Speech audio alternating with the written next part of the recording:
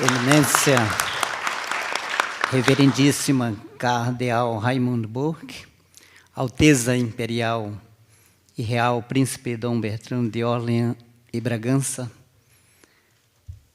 cumprimentos ao Instituto Plínio Correia de Oliveira, por dar voz e vez aos nativos brasileiros da Amazônia, Uru Jonas Marculino, Macuji Uru, brasileiro, Wei Tupu Bote Gomazen Uru. Eu sou Jonas Marculino, Macuxi, brasileiro, moro na Raposa Serra do Sol. É isso que eu estou dizendo em Macuxi. Com muito orgulho, represento os povos nativos da Amazônia nesta convenção organizada pelo Instituto Plínio Correia de Oliveira. Agradeço o convite para falar neste lugar simbólico, esta tribuna para o mundo que é a Roma eterna, do milenário império e dos papas. Já tinha ouvido falar muito, agora eu estou presenciando alguma coisa. A nossa liderança vem de longe, a nossa luta também. Em 2008, estive num seminário em São Paulo, participando do seminário Amazônia, Soberania Ameaçada, Farsa ou Realidade. Naquele seminário, organizado por um grupo de mais de 100 entidades, fiz algumas declarações que eu vivenciei ou vivencio na Raposa Serra do Sol. Naquele seminário, eu, como líder indígena e membro da Sociedade de Defesa dos Índios Unidos de Roraima, declarei aquilo que ele estava declarando. Até os 18 anos, caçava e pescava somente, não conhecia a cidade de Boa Vista, nenhuma cidade do meu estado. Depois é que eu passei a estudar. Meus pais, só tenho mãe, ainda é analfabeta até hoje, e não fala português, só macuxi. Mas estudei, me tornei professor de matemática, estudei direito para conhecer esses direitos internacional, direito ambiental, e pude manifestar que nós somos a maioria que éramos contra a demarcação da Raposa Serra do Sol. Mas mesmo sendo a maioria, não fomos ouvidos pelo governo socialista do PT e nem pela Suprema Corte. Eles estão ouvindo sempre outras pessoas, menos nós que estamos lá na região, de fato, vivendo as consequências. Existem 12 mil índios macuxi na Raposa Serra do Sol. Representamos 70% da população, que fomos contra a demarcação da reserva Raposa Serra do Sol contínua. O estado de Roraima fica lá e a Raposa Serra do Sol fica bem no extremo norte, para essa parte nordeste, exatamente aí fica a Raposa Serra do Sol, onde eu moro. Nós estamos integrados. Já desde 88 possuímos energia elétrica, já utilizamos transporte, ônibus, automóveis, e nós queremos que todos os nossos parentes também tenham acesso a isso. Infelizmente, alguns ainda estão vivendo no meio da floresta, as casas cheias de morcego. Estou vendo aqui um teto limpo, mas se vocês puderem ver os Yanomami no Surucucu, a casa deles um pouco maior que esse, onde moram várias famílias, está muito morcego pendurado, e eles não matam aqueles morcegos. Os pés dos nossos parentes, dos índios Yanomami, cheios de pulga, muita pulga. Eles vivem sofrendo, mas tem gente que quer mantê-los assim. A própria FUNAI tem defendido isso. Ela que deveria desenvolver uma política indigenista baseada no respeito à pessoa do índio, não tem respeitado. Tem proibido o acesso ao desenvolvimento, tem desenvolvido uma política de retrocesso mesmo, uma política que tem nos condenado ao atraso, ha condenado milhares de índios no Brasil ao atraso. Senhoras e senhores, devo falar um pouco sobre a Amazônia do ponto de vista de um nativo. Alguns povos indígenas estão nas Américas bem antes dos portugueses e de quaisquer outras nações do mundo, do velho mundo. Na Amazônia entraram sertanistas, aventureiros, missionários, etnólogos, zoólogos, antropólogos, cientistas, estudiosos que viram, ouviam a oportunidade, a possibilidade de dar aos índios uma nova forma de vida. Todo esse processo de mudança cultural levou à assimilação dessas tribos indígenas pela civilização brasileira, pelo povo brasileiro, e conduziu a sociedade indígena a uma fusão de cultura, de costumes, de tradição, de sentimentos. Grupos de pessoas, foram grupos de pessoas que, partilhando os mesmos sentimentos, as mesmas ideias, os mesmos pensamentos, que incorporaram nessa vida cultural dos povos indígenas. Houve essa integração, essa interação, essa miscigenação, mas, infelizmente, tudo isso foi destruído pelos missionários da teologia da libertação. Até pouco tempo, os índios não tinham esse conflito, nem entre os próprios índios, nem entre índios e brancos. Mas, com a chegada desses novos missionários, houve e hoje está quase consolidado isso. Não 100%, porque tem pessoas como eu, que foi educado como brasileiro, com sentimento de patriotismo, de nacionalismo brasileiro, e que considera todos os nossos compatriotas, mas não é assim que está funcionando, porque membros de movimentos ambientalistas e ONGs nacional e internacional também pregaram isso. As influências externas, elas são reais, e são muitas. A partir do século XX, entraram em cena muitas ONGs, muitos indigenistas religiosos, civis, políticos até, organizações não governamentais, nacionais e internacionais, e até indígenas, e contribuíram para esse desmantelamento que a gente está falando. Seguiam à risca esse ideal comunista de novos missionários, com nova concepção da Igreja Católica que o Dr. Plínio Correia de Oliveira, no seu livro Tribalismo Indígena, o ideal comum no missionário para o Brasil do século XXI, explicou muito bem.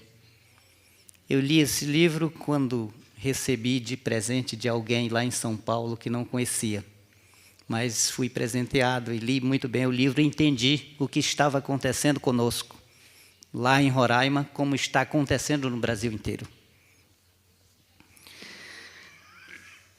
Mas os índios não querem retroceder, não.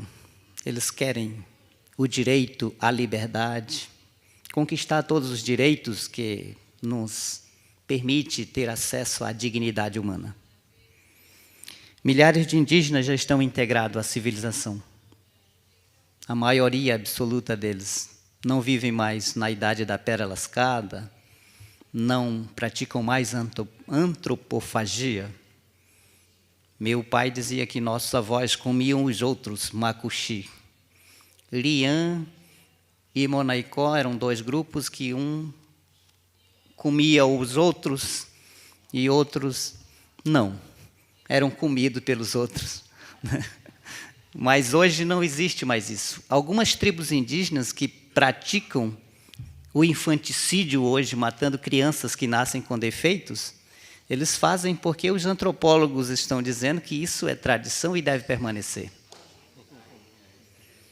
Um líder marubo, numa conferência estadual do estado das regiões norte, num hotel Ariel em Manaus, ele declarou para uma multidão de 400 pessoas que ele disse: enquanto nascer uma criança com defeito, nós vamos matar, vamos enterrar ela viva, porque é nossa cultura, nossa tradição, nasci nela e vou morrer nela. E tem antropólogos que cultivam muito bem isso, e religiosos também. Mas não é isso que queremos.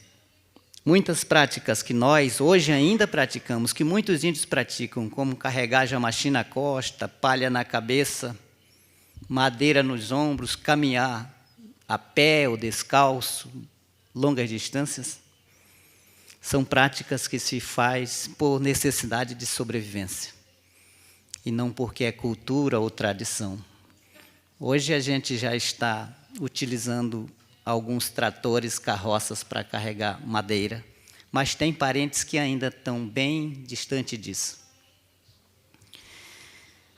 Em Roraima, o primeiro contato que teve de forma permanente, assim que as histórias relatam, ela data de 1775, com a construção do Forte São Joaquim, na confluência do rio Tacutu com o Urariquera, que forma o Rio Branco, e também com a construção da fazenda em 1787, Fazenda São Marcos, que foi considerada depois uma fazenda dos índios, na época do SPI. Nesse período, os índios já estavam, depois disso, já estavam praticamente integrados com esse povo onde trabalharam muitos anos para fazer aquele forte. O Rondon apareceu naquela região por volta de 1927, e naquele período os índios, pela primeira vez, caminharam com essa comissão de Rondon, delimitaram a primeira terra naquela época, e depois disso, muitos ainda continuaram com o projeto de Rondon. O projeto levava jovens universitários a conhecer a realidade do Brasil, a Amazônia toda. Essa instituição depois tomou um caráter permanente em 1968, com o lema "Integrar para não entregar", que substituiu o primeiro lema, que era "A selva não é nossa inimiga". Isso se referindo aos habitantes da Amazônia e à própria Amazônia em si, que é realmente muito cobiçada. Eu andei um pouquinho ontem aqui, fiquei pensando que esse sínodo amazônico, que certamente vai selar o destino da Amazônia, que tem aí muitos índios, inclusive vieram comigo alguns no mesmo voo que eu, uns 6 indígenas, mas vieram outros anteontem e virão outros. Ele falou: vamos trazer um grupo grande de indígenas aí, daqueles que já têm a ideia de manter os índios privados disso, né? Isolados, infelizmente. Mas nós, índios que habitamos a Amazônia, nós queremos preservá-la como nossa, como do Brasil, né? Porque eu penso que aqui tem brasileiros que defendem a Amazônia tanto quanto nós. E às vezes nós não cobiçamos a Amazônia tanto quanto alguns estrangeiros cobiçam, né? Mas vamos ver algumas coisas aqui sobre as missões e as ONGs que adentraram nossa região.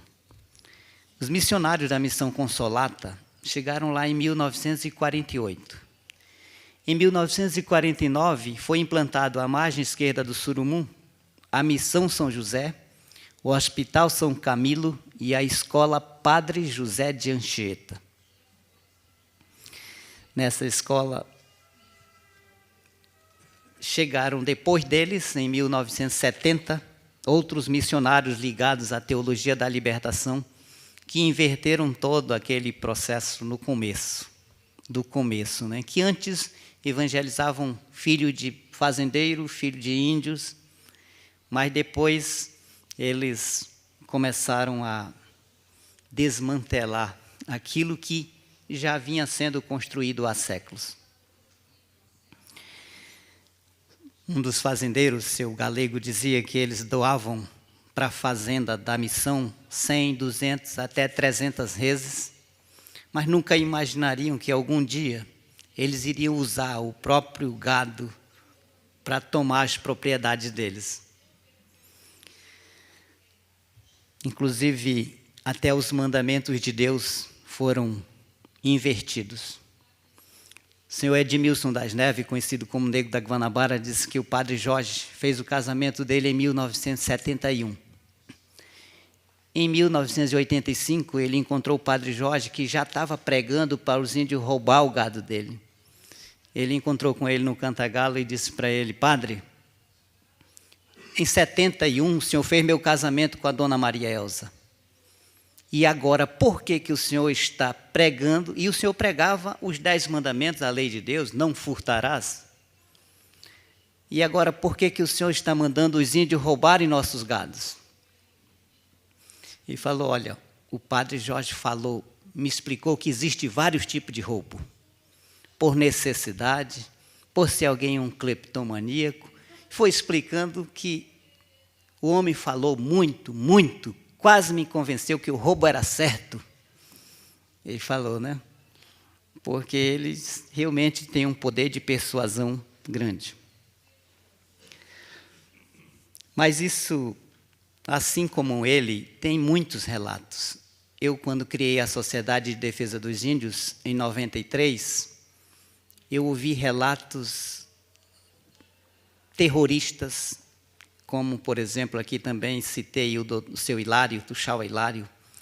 Diz que a irmã Teresa, depois de uma missa, ela disse: olha, tem um fazendeiro aí do lado de vocês, Fazenda Aratanha. Vocês têm que expulsar esse fazendeiro daí. Cortam os arames da fazenda, a cerca toda. Se ele emendar, cortam de novo e cortam de novo. Se ele não parar de emendar, começam a matar o gado. E matam o gado até ele ir embora. Essa terra era de vocês, assim vocês vão reconquistar a terra de vocês.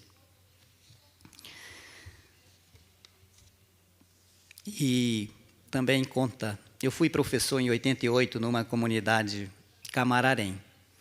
Lá, a vovó Mônica relatava que o padre Jorge, que chegou para o Maturuca, ele chegou no Maturuca e pediu para morar naquela comunidade. E o Tuxaua permitiu, e em seguida, logo, ele pegou um indígena de lá, chamado Jaci Souza. Esse Jaci já veio muitas vezes aqui beijar o pé do Papa, aqui em Roma. Ele foi o líder que liderou todo esse desmantelamento. E ele levou o Jaci, ficou com ele fora um tempo, depois voltou. Quando chegou de volta para lá, para a comunidade, em um mês, mais ou menos, o Tuxaua morreu. Ela acha que ele matou o Tuxaua para o Jaci assumir a liderança, para ele fazer o trabalho que tinha para fazer. E conseguiu fazer esse trabalho. Em 30 anos, eles conseguiram desfazer tudo que fora construído em Roraima por mais de 100 anos.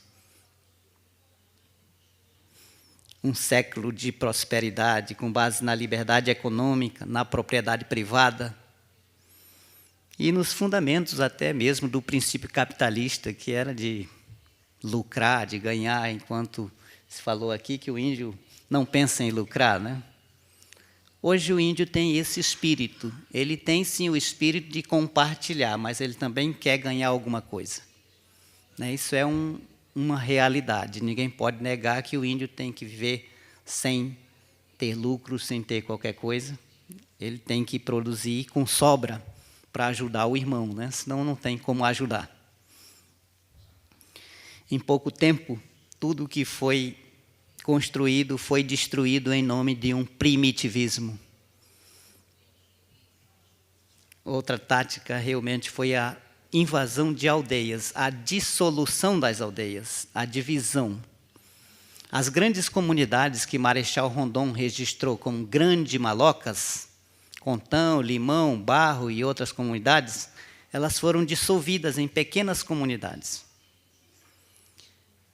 Eles pediram para criar comunidades perto de fazenda e perto das vilas, perto onde tinha um branco, tinha que ter uma comunidade. E criaram muitas lideranças indígenas, muitos caciques indígenas, e ninguém mais exercia aquela grande liderança. Os grandes líderes deixaram de ser grandes líderes e passaram a ser. Eu, por exemplo, representava uma comunidade com 1.400 pessoas, enquanto tinha 20 que representavam menos de 500 pessoas. Mas eram também tuxauas. E quando alguém chegasse, por exemplo, eu chegava com algum de vocês aqui, dizendo que eu sou um líder, se chegasse 20, vocês respeitariam mais os 20, mesmo que tinham poucas pessoas representadas por eles.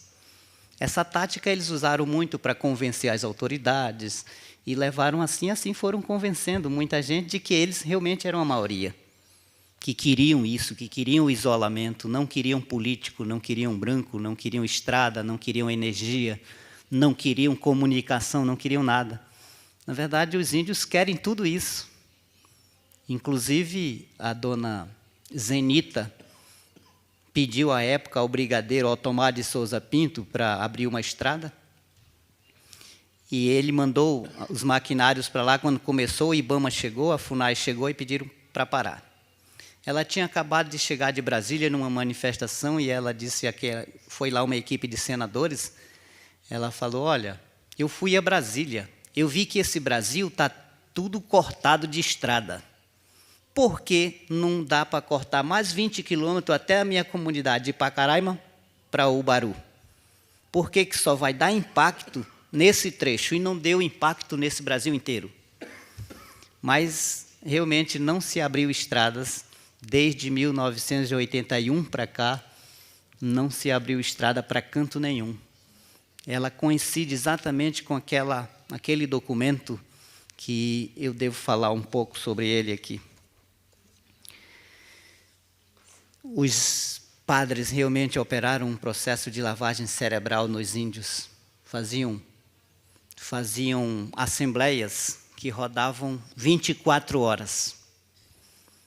E os índios eram mostrados filmes de branco surrando um índio. Isso para insinuar realmente o índio a odiar o branco. Esse povo que não gosta de branco, como dizem, eles foram insinuados assim, foi trabalhado dia e noite, durante muito, muito tempo. Eu sei que o capitalismo e o socialismo nunca conviveram harmoniosamente, né? Diz um filósofo inglês que a desvantagem do capitalismo é a distribuição desigual das riquezas. E a vantagem do socialismo é a distribuição igual das misérias. Como a gente vê hoje, o socialismo graçando na Venezuela, né, e muitos venezuelanos. Eu andei aqui ontem um pouco, a pé, com o amigo ali, deve estar por aqui, o Plínio, e andei não sei quantos quilômetros a pé aqui, e encontrei um dormindo na rua, no chão. Lá em Boa Vista, em toda a região, tem milhares dormindo no chão. A maioria venezuelanos que estão fugindo do socialismo de Maduro. A FUNAI,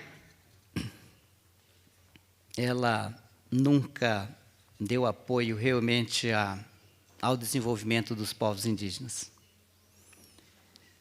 A FUNAI sempre contribuiu para o isolamento, com essa política do isolamento. E nós, como já disse, não queremos ficar isolados. Com o objetivo de nós manifestar os nossos interesses, e nós criamos a Sociedade de Defesa dos Índios Unidos de Roraima em 22 de setembro de 93, para defender o nosso desenvolvimento socioeconômico e cultural. Nessa época, a FUNAI caminhava junto com a Diocese de Roraima, com o CIMI, com o CI, trabalhando realmente para colocar o índio contra tudo aquilo que a civilização chama de progresso. Essa política de isolamento, que vinha funcionando praticamente, está funcionando em toda a Amazônia, ela tem deixado muita gente sofrendo. Como falei, os Yanomamis, é crítico o estado de muitos Yanomamis, com exceção do Davi Yanomami Copenaua, que o mundo inteiro conhece o Davi, né? O Papa conhece o Davi, muitos chefes de estados, o Canadá, os Estados Unidos, a Alemanha, tudo isso conhece o Davi Copenaua. Só a comunidade dele tem um pouco de assistência, mas o povão em si vive aquilo que eu falei para vocês, no meio de morcego, com bicho num pé, com pulga num pé, vivem realmente sofrendo. Mas é isso que eles têm trabalhado. Nas reservas, os índios não são livres. Outro dia, nós fomos ficar uma semana com nossos parentes, Waimiri e Atruari. Quando chegamos lá, o cacique deles nos disse, olha, se vocês quiserem ficar aqui conosco, vão ter que ir a Manaus, pedir para o Carvalho ou para o Marcelo, que eram brancos, né? Se eles autorizarem vocês ficarem aqui, vocês ficam. Se não, vocês podem ir embora. A gente foi lá para Manaus, falamos, o rapaz, o indigenista lá, o Marcelo, estava, mas ele não nos atendeu, ele nos atendeu por interfone. Ele disse, olha, vocês são da Sodiu? Somos. Pois é, eu não vou autorizar vocês ficar no meio dos Waimiri. É bom vocês passarem direto, passam direto. Vocês não podem ficar naquela comunidade.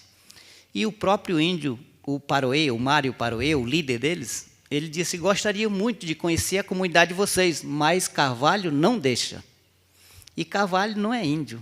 Então a gente vê que eles eram realmente escravos, viviam subjugados e alienados para aqueles indigenistas. Em 1987, houve um fato que está documentado num registro deles.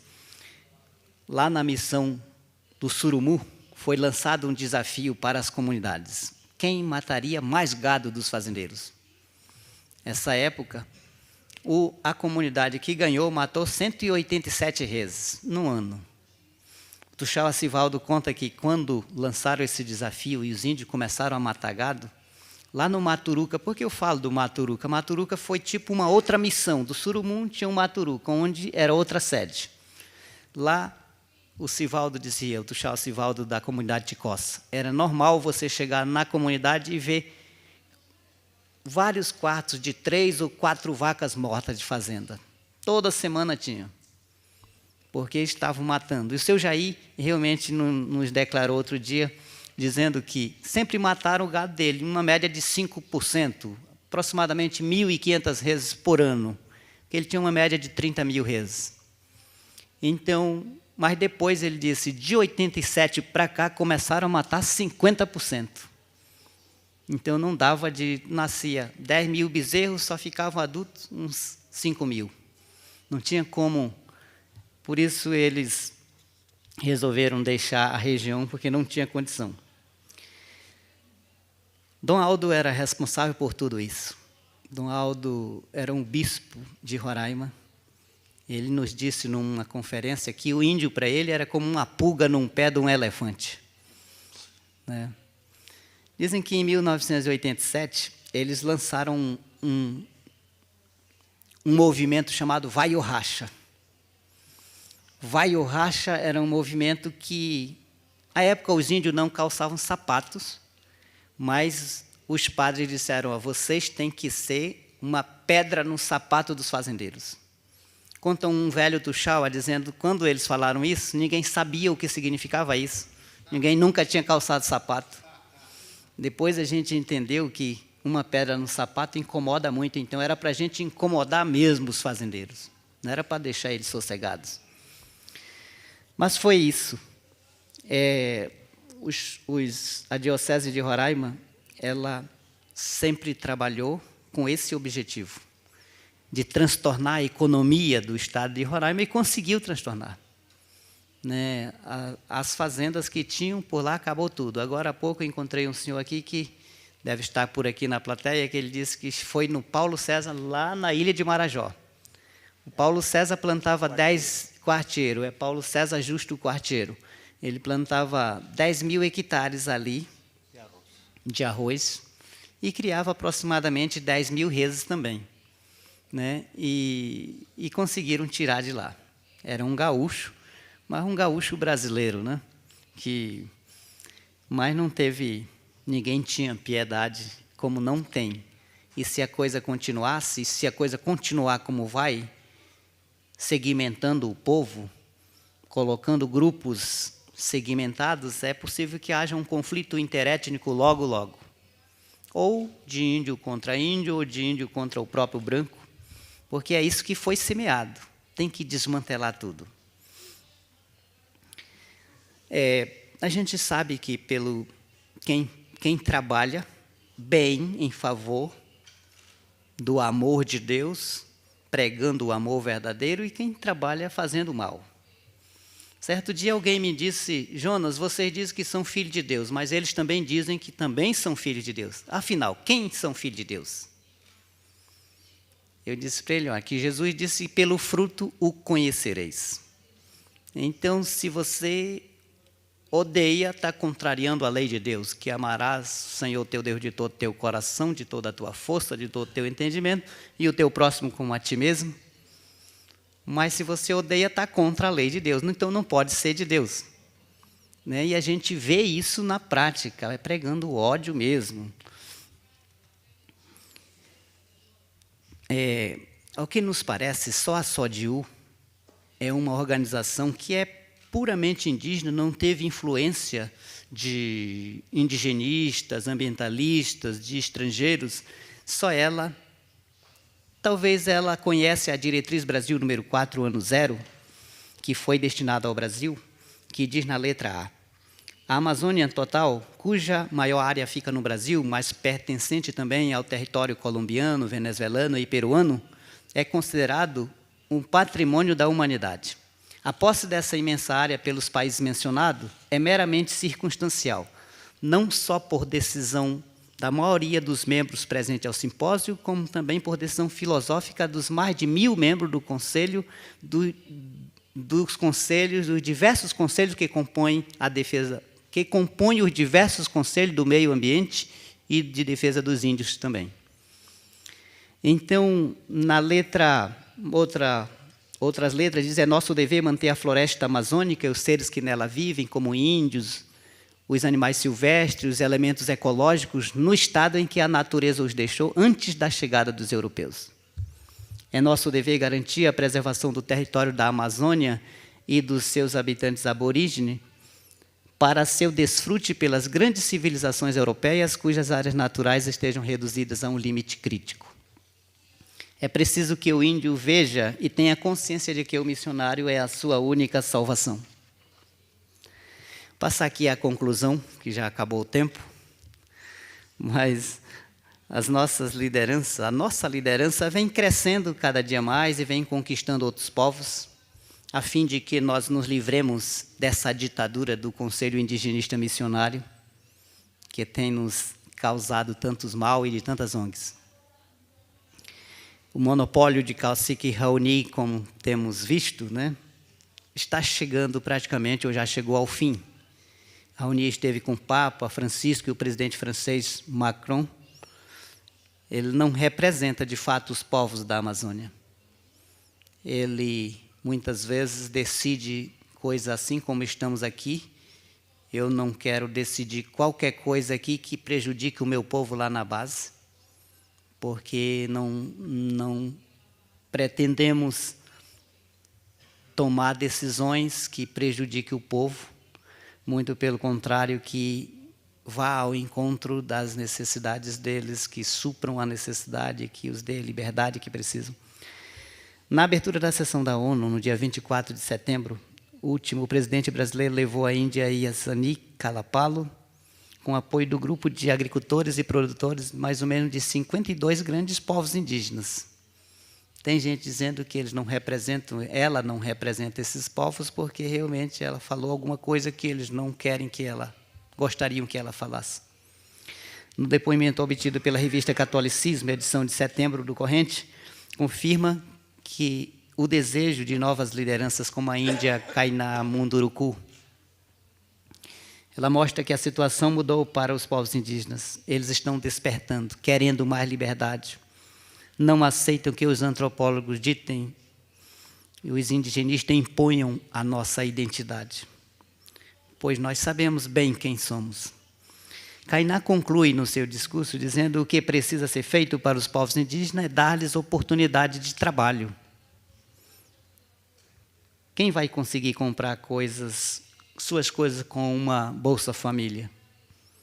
Quem vai ter dignidade? Ninguém. Bolsa Família é um programa que Lula implantou nas comunidades indígenas que varia de 120 até R$ 1.000, R$ 1.200, dependendo do número de filhos que a pessoa tem. Né? Se tiver 10 filhos, até que tem índio que tem muito filho, né? Esse ganha até R$ 800, R$ 900. Se tem só um, ganha só R$ 120. E é assim, ele propagou isso. Mas isso não dá para dar dignidade a ninguém, para comprar o que é necessário, para pagar uma boa educação. O índio não é preguiçoso, é capaz e tem uma inteligência grande. Sabe plantar, sabe produzir, só precisa de oportunidade.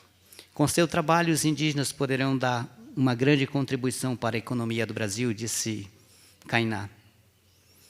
A maioria dos índios da Amazônia brasileira aspira por liberdade plena, a fim de que livres promovam sua educação de qualidade, promovam o desenvolvimento máximo de suas potencialidades, das suas aptidões, do seu espírito criativo, das suas iniciativas. Dizia Dr. Jorge Brey que sem a liberdade e sem a propriedade, uma sociedade se imobiliza numa inércia e na miséria. Mas tudo isso será possível se houver a união dos índios, dos negros, brancos, mamelucos, cafusos, se houver a união de esforços e ideias e até recursos, enfim, se houver a união de brasileiros e de estrangeiros, de espírito que tem espírito de humanidade, de virtudes, que luta em prol do bem-estar e dignidade de todos, sem discriminação. Termino cumprimentando novamente o Instituto Plínio Corrêa de Oliveira, que nos dá a oportunidade, nos dá voz e vez para proferirmos alguma coisa aqui que são... Tenho 51 anos, teria muita coisa para dizer, mas quero finalizar aqui com a frase de um grande general, Napoleão Bonaparte, que dizia aos seus soldados na Batalha de Piemonte: ganhastes sangrentas batalhas sem canhões, atravessastes caudalosos rios sem pontes, caminhastes incríveis distâncias descalços, acampastes inúmeras vezes sem ter nada o que comer. Tudo isso graças à vossa audaciosa perseverança.